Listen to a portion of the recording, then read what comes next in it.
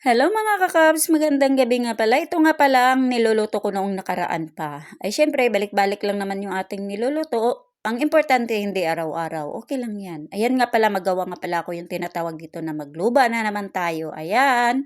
Ay syempre, dito na tayo sa part ng ating paghahanda ng ating mga gagamitin para naman ay tayo ay tuloy-tuloy sa ating pagluluto. At yan nga pala, meron akong bawang sibuyas, kamatis at saka atsala. Basta lahat na nandyan na.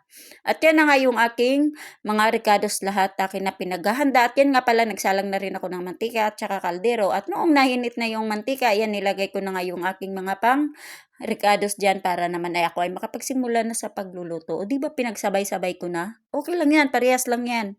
Ano ba naman pinagkakaiba sa isa-isahin pa o na sibuyas, bawang, ganyan-ganyan. O di ba pinagsabay ko na, parehas lang naman yan. Hindi naman yan mag-aangal dyan kung ano yung inuuna. At nung natapos na ako pag-isa sa aking mga unang ricados, ay syempre sinunod na natin yung manoko, di ba? Ganyan lang tayo kabilis. Kailangan natin din gamitan ng high-tech konti. Joke lang yun, oy.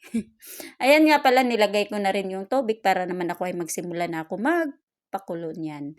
Habang ako ay nagpapakulo dito naman ako sa kabila, syempre sabayan natin ang pagpipirito ng ating mga gulay. Ayan nga pala, una kong pinipirito yung talong at saka yung patatas. Pagkatapos naman, ayan na nga, nilalayer ko na rin dyan sa kaldero. Kasi dyan ko na yan ilalagay yung aking mga lahat ng mga niluluto.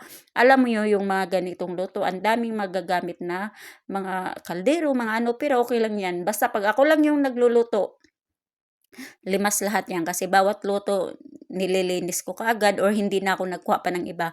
Ayan nga pala, ang dami kasing nakipagkwentuhan sa akin. Ang daming pumapasok dyan sa kusina na mali-mali tuloy yung luto ko, pero okay lang yun. Pwede naman gagawa ng paraan.